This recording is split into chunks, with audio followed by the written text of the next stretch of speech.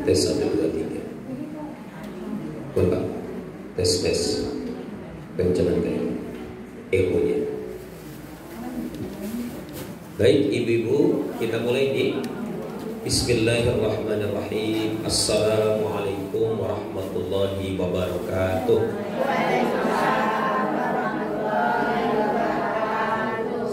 Saya salam sekali lagi nggih. Yang jawab salam saya dengan semangat, saya doakan yang jomblo enteng jodoh. Kok ketawa? Yang jomblo, ya enggak jomblo jangan. Yang kedua, yang punya pasangan, semoga pasangannya setia, anaknya soleh dan soleha, utang-utangnya lunas, kenceng banget, sehat walafiat, meninggalnya husnul khatimah, dan yang terakhir masuk surga. Assalamualaikum warahmatullahi wabarakatuh.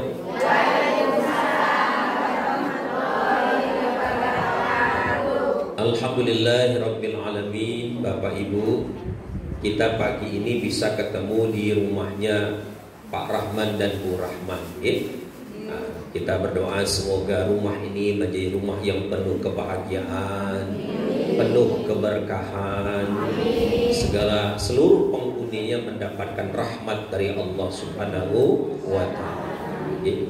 Kita bersyukur karena saya itu berkali-kali diundang Bu Rahman ketemu di pengajian, tapi baru kali ini bertanda ke sini. Ya, memang semuanya ada waktunya.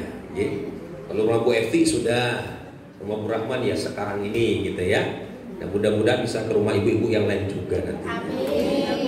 Salawat dan salam marilah senantiasa kita haturkan kepada suri tauladan kita, baginda Nabi besar Muhammad sallallahu alaihi wasallam beserta segenap keluarganya yang mulia, sahabat-sahabatnya yang terkasih, dan semoga kita kelak mendapatkan syafaat dari beliau manakala kita kembali kepada Allah Subhanahu wa Ta'ala. Ibu-ibu santai mawon nggih, sambil menikmati cafe breaknya, tehnya, snacknya silakan. Nanti saya ceramah sambil dengerin. Insya Allah kalau mendengar pengajian sambil menikmati snack itu cepat masuk. Itu sudah habis malah ya. Mau nambah Bu? Monggo ke warung masing-masing ya.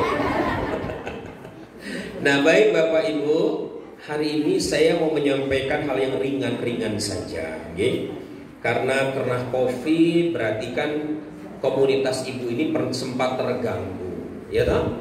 Ya, mungkin yang dulunya sergap karena ada aturan pemerintah nggak bisa bertemu, akhirnya rodo turun semangatnya, betul ya Bu ya? Maka hari ini kita bicara tentang bagaimana kita menjaga ukhuwah, menjaga hubungan sosial yang baik di antara ibu-ibu semuanya. Bajunya warna kuning, tulisannya merancang kencang. Apa itu artinya? Hah? Iya. Apa Bu? Sanggar. Iya, tapi kan mestinya ada artinya itu kan. Nah, coba nanti ditanyakan sama yang mendirikan ya, apa maksudnya itu. Nah, ibu-ibu, terlebih lagi kita ini memang oleh Allah dijadikan makhluk sosial, ya toh? Kita tidak bisa hidup itu sendirian. Semuanya kita butuh orang lain. Maka orang yang baik itu orang yang baik hubungannya dengan Allah, baik hubungannya dengan sesama manusia. Hablum minallahnya beres, hablum minannasnya juga beres ya. Nah hari ini kita bicara tentang hablum minannas. Bagaimana ibu-ibu bisa menjalin hubungan di sanggar ini, hidup bertetangga dengan akur, dengan baik, sehingga bisa hidup itu guyub rukun saklawasi. Betul ibu? Iya. Nah, cuma penyakit kita ini Bu, apalagi kalau komunitasnya ibu-ibu itu apa biasanya? Kadang-kadang itu satu baperan. Betul ya Bu ya? Baperan. Di grup ini seringkali keluar masuk. Ya toh? Masuk keluar. Nah, itu menandakan bahwa ada masalah dengan hubungan sosial kita. Nah, karena itu ibu-ibu, di dalam Al-Quran itu ada ungkapan yang sangat bagus. Innallaha yuhibbul ladzina yuqatiluna fi sabilihi saffan ka'annahum bunyanun marsus. Allah itu senang dengan orang yang berjuang di jalannya itu seperti satu bangunan yang kokoh. Lihat rumah Pak Rahman Bu Rahman ini. Kan ada namanya pondasi, betul? Ada yang namanya tiang, ada namanya dinding, ada pintu, ada jendela, ada atap. Nah, jadi kita itu kalau yang dikatakan bagus itu kayak begitu, saling menopang satu dengan yang lainnya. Itu contoh dari Al-Quran. Contoh lain, Bapak Ibu, kita juga memiliki tangan kanan sama kiri. Yang kanan ini urusannya bagus-bagus ya Bu ya. Apa urusan kanan itu? Jabat tangan, terus terima duit, betul tak? Makan, minum. Nun sewu, tangan kiri ngapain? Yang kiri bagian gak enak ya Bu ya, bagian gak enak. Tapi kalau ibu-ibu menikah dulu dengan suaminya, dapat cincin tanda cinta disematkan di mana? Di tangan sebelah kiri. Jadi nggak pernah tuh tangan kiri protes sama tangan kanan. Kamu enak ya, saya urusannya belakang melulu gitu ya. Enggak begitu. Nah, maka ibu-ibu ada beberapa prinsip yang perlu kita pelihara agar komunitas jamaah ibu-ibu ini tetap terpelihara dengan baik. Okay? Apa itu yang pertama? Yang pertama yang perlu ibu-ibu sekalian jaga itu adalah saling percaya. Betul nggak? Iya. Kalau kita berhubungan dengan siapapun, kuncinya adalah saling percaya. Coba misalnya, ibu-ibu punya suami, pesan sama ibu-ibu, Bu, tolong 1 jam sekali kasih kabar. Lagi di mana? Sama siapa, lagi ngapain. 1 jam sekali wajib lapor ke suami. Kira-kira asik nggak Bu kira-kira? Asik nggak? Nggak asik. Suami ibu misalnya dibegitukan, mau nggak kira-kira? Nggak mau. Kenapa Bu? Satu, repot, ribet. Di atas segalanya itu tanda dia tidak percaya sama kita, ya kan? Kalau orang itu percaya mesti nggak begitu kan? Dia yakin nih suaminya, istrinya tidak akan ngapa-ngapain, pasti beres. Itu namanya orang tersebut saling percaya. Cuma untuk menjadi orang untuk terbangun saling percaya, kita harus menunjukkan bahwa kita itu orang yang layak dipercayai. Jadi jangan nuntut, tolong dong percayai saya, tapi kita nggak pernah bisa dipercayai. Boleh nggak kayak begitu? Ya nggak boleh, yang nggak bisa, ya kan?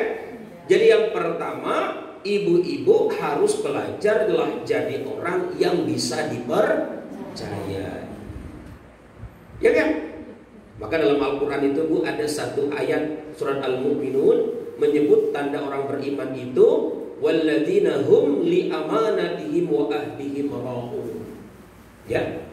Jadi orang-orang yang orang mukmin itu, orang beriman itu, mereka mampu menjaga amanah kepercayaan yang dibebankan kepada mereka. Itu Bu, ya. Jadi ibu-ibu harus jadi pribadi yang layak dipercayai dulu sebelum menuntut dipercayai. Nah, gimana caranya biar ibu-ibu bisa dipercayai? Gimana caranya Bu?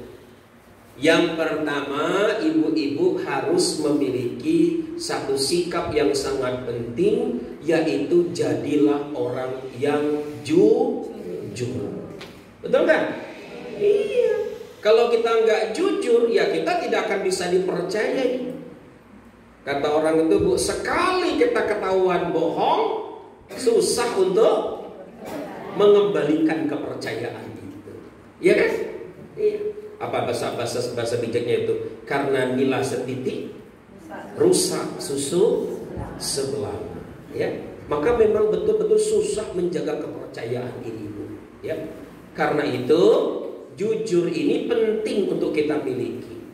Bagaimana supaya kita jujur? Ya tentu saja berangkat dari agama. Kita harus sadar bahwa segala tindakan-tindakan kita itu dalam pengawasan Allah Subhanahu wa ta'ala. Gak lain dan tidak bukan. Karena kalau Bapak Ibu tidak menyerahkan sama Allah, apa yang terjadi? Ibu-ibu non sewu, jenengan jadi main peta umpet. Ya kan? Di hadapan orang banyak nampaknya jujur, di belakang tidak jujur, ya kan? Jadi kita bermain peta umpet seolah-olah di sini ada Allah, di tempat lain tidak ada Allah. Itu. Jadi ibu-ibu harus jujur. Jujur karena Allah, kita sadar betul bahwa Allah itu minta pertanggungjawaban dari segala perbuatan yang kita lakukan. Itu. Makanya Nabi itu pernah mengatakan, ibu-ibu, kunci keselamatan hidup itu adalah khasyatullahu ta'ala fi sirri wal alani. Takutlah kepada Allah dikala kita sendiri dan dikala kita bersama dengan orang lain. Ya, harus sadar itu. Jadi harus jujur. Ya Bu ya, jujur. Apa adanya kita jujur mengakui kepada siapapun, jangan kemudian berbohong kepada orang lain. Nah yang kedua apa Ibu sekalian? Yang kedua itu belajarlah untuk konsisten antara omongan sama dengan yang dikerjakan. Ya kan? Ada cerita ini Pak. Ibu ya. Cerita ini dari seorang tokoh dari India namanya Mahatma Gandhi. Perdana Menteri pertama dari India.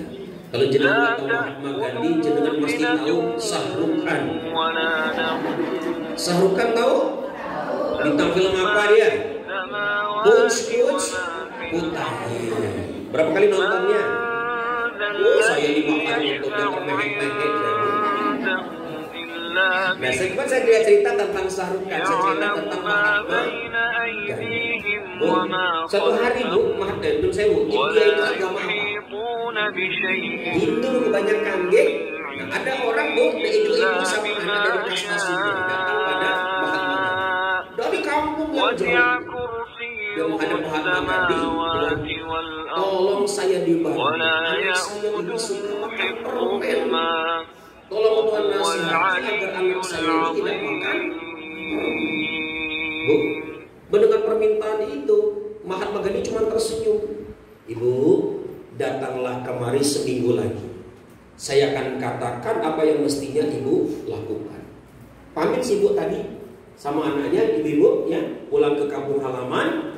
Seminggu kemudian mereka datang lagi menjumpai Mahatma Gandhi. Mereka mengatakan, Mahatma mendekati anak itu, pundaknya dipegang dengan lembut oleh Mahatma Gandhi. Lalu beliau katakan, nah, mulai hari ini jangan lagi makan permen. Kalau kau makan permen nanti gigimu bisa rusak. Ibunya protes. Tuan, kalau Tuan hanya mau mengatakan begitu sama anak saya, kenapa nunggu hari ini? Kenapa tidak minggu kemarin? Bahasa kita tuh Bu, capek tahu. Ya pernah begitu. Ibu-ibu apa jawaban Mahatma Gandhi? Ibu, saya minta maaf, minggu lalu tidak bisa nasihati anak ibu makan permen, karena minggu lalu saya sendiri masih makan permen. Gitu Bu? Sama kayak kita. Loh, jangan main HP ya, nanti kamu nilainya jelek. Ibunya gak bisa lepas dari HP. Apa jawaban anaknya? Sami mawon. Ya tak Pak Bu? Iya kan Bu? Iya. Gak, jadi kenapa kita tidak didengarkan? Karena kita tidak jadi teladan, tidak jadi contoh. Makanya kita kalau mau jadi orang yang bisa dipercayai dan didengarkan, satu jujur, yang kedua harus konsisten. Nah, kalau yang satu jujur, konsisten, yang satu tidak jujur, tidak konsisten, bisa nggak saling percaya, Bu? Tidak, pasti bawaannya curigation. Ya toh? Curiga. Makanya saling percaya itu pondasinya jadilah orang yang layak dipercaya. Itu yang pertama. Apa tadi Bapak Ibu, Ibu-ibu? Saling percaya. Itu saling percaya. Tentu tidak bukan berarti saya percaya itu kemudian tidak ada pertanggungjawaban. Misalnya contoh keuangan harus clear, ya kan? Oh, berangkat ke sini habisnya sekian, keluarnya sekian, ya kan? Pemasukannya sekian harus dilaporkan. Itu nggih Bapak Ibu ya. Yang kedua setelah saling percaya, prinsip membangun komunitas jamaah itu ibu-ibu saling peka. Apa Bu? Peka. Lawan peka apa? Pekok. Peka itu apa Bu? Peka itu kita ini tahu sebelum diberi tahu, ngerti tanpa dijelaskan, bertindak tanpa disuruh. Itu namanya peka. Tadi saya bolak-balik ragu parkir mobil ini Bu, karena saya peka. Saya ukur kayaknya parkir, kasihan yang lewat ini ya. Nah untungnya tadi tetangga sebelah Pak Rahman langsung memberikan space tempatnya, alhamdulillah ya. Karena saya khawatir saya pengajian di sini asik-asik sama ibu-ibu, tetangga repot keluar masuk. Itu contoh sederhana pentingnya peka. Ya kan? Saya itu kok tinggal di perumahan, nggak banyak, 43 kakak, dikit satu RT. Itu masalahnya ya ampun Bu, macam-macam. Satu, pernah muncul masalah perayaman. Ayam, tahu ayam deh.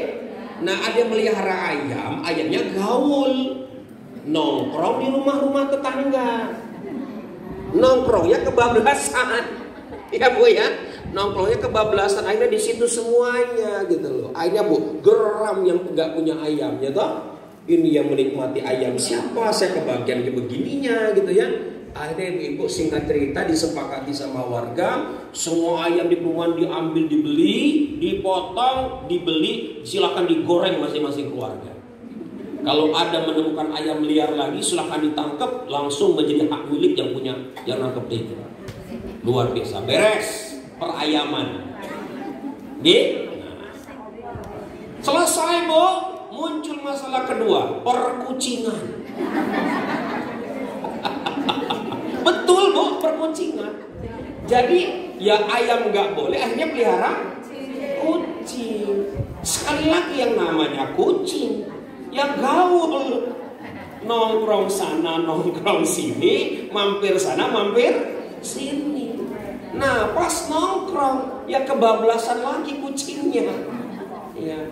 Protes tuh Bu yang nggak punya kucing ya. Ini kok ya jenengan yang punya kucing, kami yang bersihin ya kan. Rame lagi Bu. Akhirnya disepakati Bu, yang punya kucing harus kasih kalung di kucingnya, dikasih nama pemiliknya. Nanti kalau berbuat macam-macam kucingnya, berhak yang menangkap minta haknya kepada yang punya kucing. Masya Allah ya, urusan perkucingan. Nah tetangga saya di perumahan Minomartani itu lebih repot lagi, karena jalannya ini lebih sempit dari jalan di depan, itu hanya 3 meter Bu. Ngepres satu mobil itu problem lagi. Apa itu? Problem parkiran kendaraan, ya kan? Mobil, motor.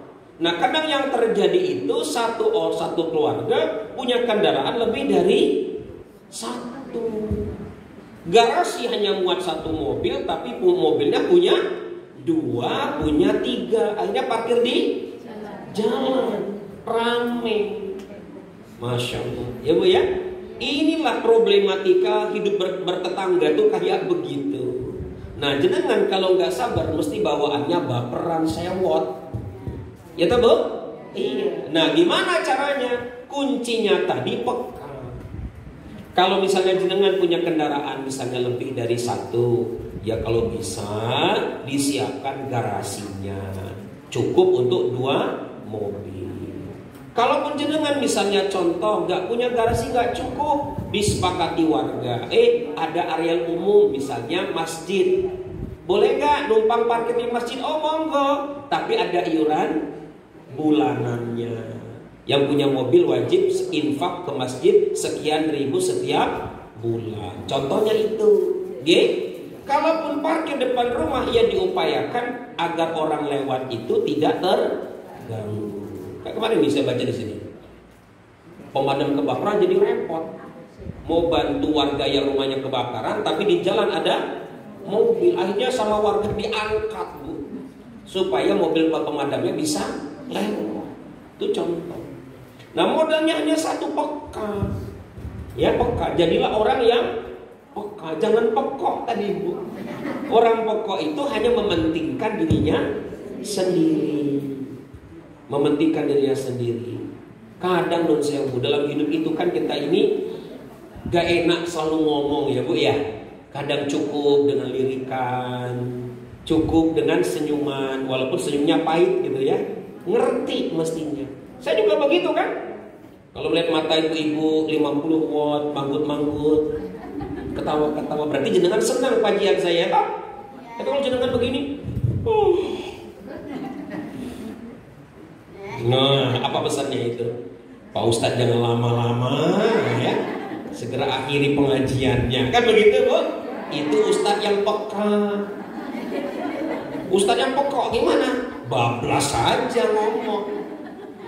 Saya melanjutin karena ibu masih senang mendengarkan ceramah saya. Iya kan? Ya, paham gak? Saling percaya, saling peka. Itu kunci kedua. Ya, Bu ya? Yang ketiga, Bu, apalagi? Respect. Saling menghargai. Saling menghargai. Non sewu. Ibu-ibu, bapak ibu-ibu di sini profesi suami sami sama enggak kira-kira? Beda-beda ya. Ada yang ngantor, ada yang barangkali di lapangan, ya kan? Ada yang pakai dasi begini, ada yang dasi kupu-kupu. Ya tahu, Bu? Ada yang di depan meja, ada yang barangkali justru di toilet kerjanya jadi cleaning service, ya kan, Bu? Nah, semua itu ibu-ibu, makanya nanti habis ini saya jam 10 nih. Makanya saya nggak bisa lama-lama sama ibu-ibu. Jam 10 saya sudah nanti harus ngisi di Unisa, Universitas Aisyah itu ya. Nah, nanti peserta itu seru, Bu. Ada security-nya, ada petugas tamannya, ada cleaning service-nya. Jadi orang-orang yang bekerja tapi seringkali dianggap sebelah mata, ya kan? Yang dihormati biasanya kan dosen, ya kan? Tapi mereka ini kadang-kadang tidak mendapatkan penghormatan yang layak. Nah, padahal kalau mereka nggak ada, dosennya mau minum apa? Siapa yang bersihin toiletnya? Ya kan, Bu ya? Nah, jadi non sewu, Tuhan itu, Allah itu sudah menciptakan kita beragam. Kejenengan beragam nggak? Ada yang tinggi, ada yang sedang, ada yang ya imut-imut, kira-kira begitu. Ada yang mancung ke depan, ada yang mancung. Kok kencang banget ke dalamnya. Jangan khawatir loh, Bu. Itu istri saya tuh pesek loh. Yang pesek itu ngangenin. Iya, saya selalu kangen sama dia itu. Ngelihat truk ingat dia, ngelihat mobil ingat dia. Iya ya, karena pesek tadi, Bu. Gitu. Ada yang kulitnya putih, ada yang kuning, ada yang sawo matang, ada yang sawo bosok. Ya kan, Bu? Memang beragam kita itu. Ibu-ibu rata-rata gemuk-gemuk deh kayaknya ya. Gemuk-gemuk. Ada yang gemuk, ada yang kurus. Ya, Bu ya? Itu beragam. Makanya Allah mengatakan apa? Ya ayuhan nas, inna khalaqnakum min zakarin aw unsa wa ja'alnakum syu'uban wa qabaila lita'arafu. Ya kan, Bu? Hai manusia. Nah ini ayatnya mengatakan ya ayuhan nas, wahai manusia. Inna khalaqnakum min zakarin aw unsa. Sesungguhnya kamu diciptakan asal muasalnya dari seorang laki-laki dan seorang perempuan.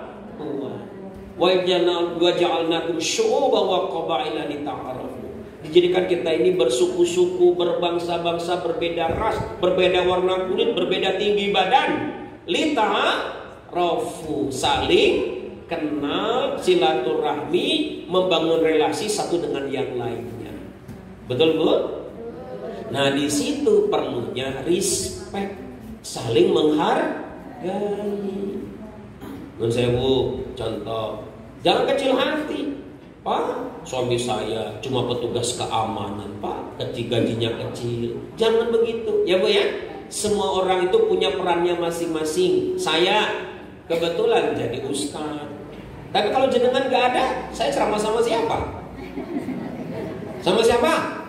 Masa sama dinding? Enggak kan? Ustaz butuh jamaah, ya kan? Jamaah butuh ustaz sama. Jadi orang itu saling membutuhkan. Bagaimana supaya jenengan bisa menghargai? Satu, ibu-ibu, pandanglah setiap orang, pandanglah setiap profesi itu sebagai terhormat. Terhormat. Ya. Yang kedua, Bu, apalagi Bu? Biasakan menggunakan 3 kata ajaib. Tolong, maaf, terima kasih. Apa Bu? Tolong, maaf, terima kasih. Ya, itu dibiasakan. Ya, kalau bahasa Jawanya nun sewu lo. Nah, ya, nun sewu itu kan bahasa tolong, minta maaf kan? Nah, tolong. Contoh nih jenengan sama anaknya, Mas, tolong dong. Ibu dibantu diantar ke pasar. Minta maaf ya ganggu kamu. Nah, setelah dia ngantar, kita ucapkan terima kasih ya Mas ya sama anaknya. Itu enak. Ya, jangan bilang, "Lih, antar ibu ke pasar." Enggak enak kan menurutnya kan? Siapapun itu sama anak pun biasakan minta tolong. Saya anak saya kecil itu bilang, "Tolong ya Kakak ya, anduknya dijemurin di tempatnya." Walaupun sebenarnya kewajiban dia. Tapi saya bilang tolong. Nah kalau dia sudah begitu, nah sip, ya, Buya seneng banget. Terima kasih sayang ya sudah dibantu Buya. Itu caranya. Ibu bapak pun, ibu-ibu pun begitu ya. Kepada siapapun biasakan mengatakan tolong. Apa tadi Ibu? Tolong, maaf, terima kasih. Itu biasakan, dibiasakan, ya, dibiasakan. Saya itu kagum dengan di Jawa itu kan banyak tata keramanya kan? Iya. Contoh kita lewat di jalan, ada orang kanan kiri di pinggir jalan, ada acara misalnya itu, pelankan mobilnya, motornya buka pintu mobil. Nun sewu Bu, nun sewu Pak, gitu kan? Betul Bu? Jalannya gang sempit, ya, atau gang senggol gitu ya. Nah, kalau bisa motornya dimatikan tuh kalau memang memungkinkan. Lalu tuntun sampai ke rumah. Biar apa? Kanan kiri enggak terganggu, ya kan? Nah itu contoh adab-adab yang diajarkan orang tua kita dulu tentang bagaimana kita itu saling menghormati. Itu bekal yang luar biasa Bu, saling menghormati. Saling percaya, tadi saling peka, yang 3 saling menghormati. Yang terakhir Bu, kunci membangun jamaah, menjaga komunitas itu saling bergantung. Interdependence bahasa kerennya itu. Ya, maksudnya begini, saling bergantung itu. Kayak kita pakai tangan tadi, yang kanan butuh kiri, kiri butuh kanan. Kaki kanan butuh kaki kiri butuh kaki kanan. Contoh, jenengan ada musibah. Yang bantu siapa? Siapa Bu? Tetangga, ya kan? Bukan saudara kita. Yang pertama bantu itu adalah tetangga. Saya merasakan pribadi itu Bu. Waktu ibu mertua kami meninggal di rumah saya itu, saya pas ada acara, istri saya masih repot dengan anak-anak, yang bantu itu adalah tetangga kanan kiri. Ya, karena itu ibu-ibu di situ saya merasa betul. Oh iya ya. Kita hidup itu harus saling bergantung, saling menopang satu sama lain. Makanya jangan ibu-ibu, sewu nih Bu, terprovokasi karena hal-hal kecil, lalu jadi bertengkarnya berjilid-jilid, bersambung. Contohnya apa? Berantem anak jenengan sama anak tetangga. Wah, jenengan ikut campur juga ya, didatangi. Dasar bocah, ada sopo ya gitu ya, marah-marah. Jenengan berantem sama ibunya, anaknya sudah main akur lagi. Iya kan Bu? Banyak terjadi kan? Nah, jadi jangan kemudian kita itu serba diikut campuri ya. Kita sadar tuh suatu ketika kita pasti butuh dengan tetangga kita. Makanya kita diajarkan ibu-ibu kepada tetangga itu harus baik ya. Bahkan pernah tuh ibu-ibu, Nabi mengatakan, Jibril mengajarkan sama beliau betapa pentingnya tetangga itu, sampai-sampai dia menganggap tetangga itu seperti saudara sendiri. Betul-betul diajarkan begitu oleh Jibril kepada baginda Rasulullah. Nah, itu artinya ibu-ibu, kita ini harus benar-benar menjaga hubungan baik dengan tetangga kita ya. Kalau misalnya ibu-ibu punya misalnya nih mumpung Ramadan ya, misalnya contoh dikasih tetangga kolak pisang, balas Bu. Dengan apa? Harus lebih baik. Kalau dia ngasih kolak pisang, balas kolak duren. Itu namanya jos dan dos namanya. Top top. Itu bahasa agamanya namanya ihsan. Ihsan itu membalas sesuatu dengan lebih baik. Jangan jenengan dikasihnya apa tadi? Kolak pisang dengan balas kolak singkong, itu kalah makom namanya ya. Jadi kalau dia kasih kolak pisang dengan banding, ya kira-kira saya minimal sama ya, syukur-syukur lebih baik. Kalaupun tidak ya minimal ucapkan terima kasih ya. Enggak sekarang, mungkin bulan depan dibalas ya kan Bu? Karena rezeki kita kan kadang-kadang nggak bisa balas langsung pada saat itu juga, kan begitu Bu ya. Nah, itu yang akan menjagai hubungan baik antara kita dengan tetangga, tetangga dengan kita. Hati-hati betul ya. Nah, ibu-ibu yang dirahmati Allah, saya tidak banyak menyampaikan kajian, setengah jam aja ya. Ini sudah 9:30. Saya ini harus bergegas ya menuju tempat berikutnya. Ini yang kedua kali saya ceramah Bu. Tadi jam 6 sudah ceramah nih. Ya, jam 6, lalu kemudian di tempatnya Bu Rahman ini. Setelah ini saya harus ke Unisa untuk memberikan lagi yang ketiga kalinya. Nah, karena itu ibu-ibu, saya minta maaf yang sedalam-dalamnya jika dalam saya menyampaikan ini ada hal-hal yang tidak berkenan di hati ibu. Jadi mudah-mudahan dari pengajian ini makin apa Bu? Makin sergap. Apa Bu? Makin sergap senamnya ya. Biar jenengan itu selalu apa? Sehat, bugar, dan suami gak berpaling ke lain budi. Kalau ke lain hati ya siapa tahu ya. Ke lain budi. Jadi tetap ibu-ibu sehat, bugar, itu juga dalam rangka menyenangkan, membahagiakan suami tercinta, gitu ya. Nah, terakhir ibu-ibu, saya tutup dengan sebuah kisah. Ada kisah dari seorang tokoh sufi namanya Abu Sa'id Abu Al-Khair. Suatu hari ibu-ibu dia kedatangan 3 orang anak muridnya yang sudah melanglang buana. Murid pertama datang. Wahai guru, saya bertemu dengan orang yang bisa berjalan di atas air. Saya kagum dengan karomah orang itu. Kata sang guru, tidak usah kagum, karena sesungguhnya kata pun bisa seperti orang itu. Murid kedua datang ibu-ibu sekalian. Dia bercerita lagi kepada sang guru, wahai guru, saya bertemu dengan seseorang yang bisa berjalan di atas udara. Saya kagum dengan karomah orang itu. Tapi ibu sekalian, sang guru mengatakan tidak usah kagum, karena sesungguhnya nyamuk dan lalat pun bisa seperti itu. Akhirnya yang ketiga ibu datang seseorang lagi, muridnya berikutnya. Wahai guru, saya bertemu dengan seseorang yang bisa berada pada beberapa tempat pada saat yang bersamaan. Saya kagum dengan karomah orang itu. Kata sang guru, tidak usah kagum, karena sesungguhnya syaitan itu bisa berada pada puluhan bahkan ratusan hati manusia pada saat yang bersamaan. Nah, tiga-tiganya bingung karena nggak ada satupun yang layak dikagumi. Mereka nanya, wahai guru, tolong ajarkan kepada kami bagaimana caranya agar kami cepat mulia di hadapan Allah, di hadapan Tuhan. Maka ibu-ibu, gurunya menjawab, Wahai muridku, sebenarnya cara mendekatkan diri kalian kepada Tuhan itu sebanyak tarikan nafas manusia, begitu banyak. Tapi ada satu jalan yang kalau kalian tempuh jalan itu, insya Allah kalian akan cepat mulia di hadapan Allah. Apa jalan itu wahai guru?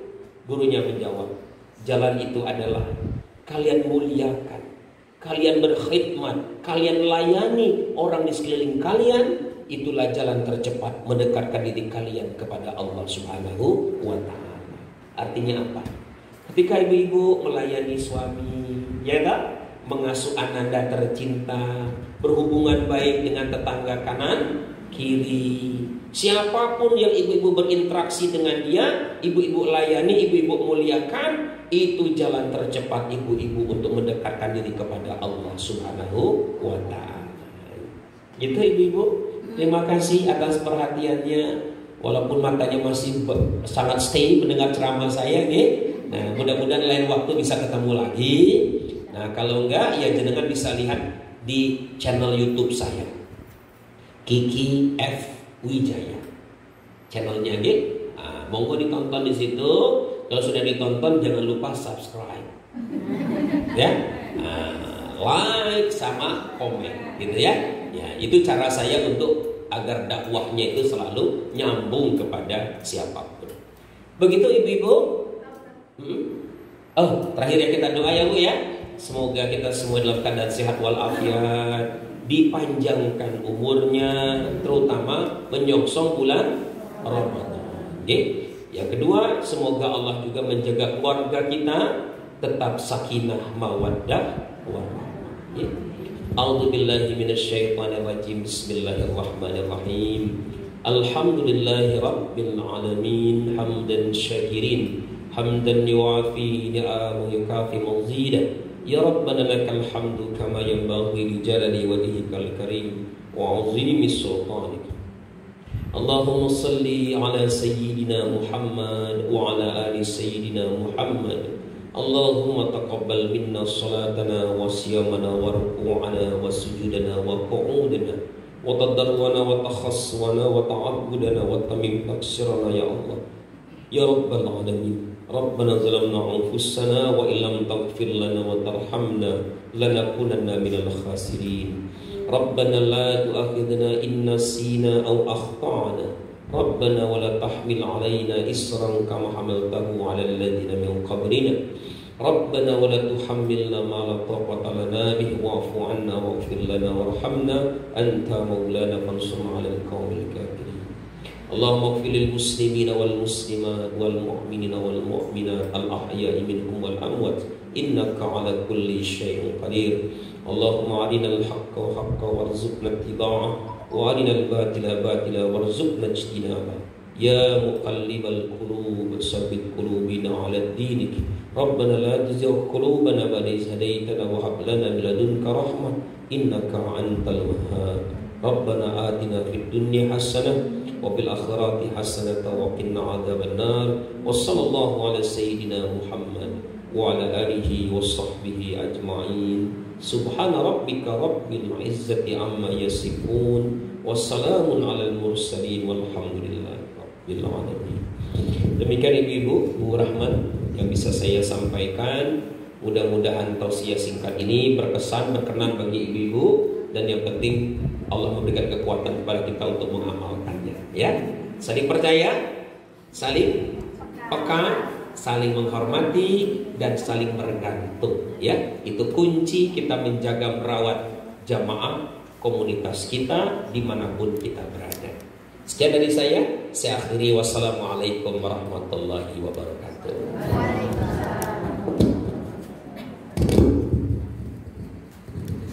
Terima kasih kepada Ustadz Kiki F Wijaya yang telah memberikan tausiahnya. Mudah-mudahan kita selalu mendapatkan rahmat ridha dari Allah SWT, dan mudah-mudahan apa yang telah disampaikan beliau kita bisa amalkan bersama-sama.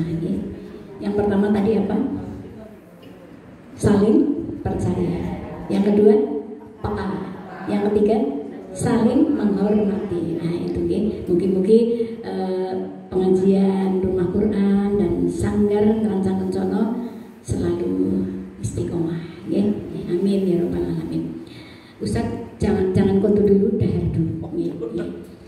Monggo Mbak Niken, ibu-ibu duduk aja di situ, ya. Duduk aja di situ. Nanti Pak Ustadz foto bareng, ya. Foto bareng sebentar. Nanti baru dahar sama-sama, ya. Ibu-ibu nggak usah cekat di situ aja, ya.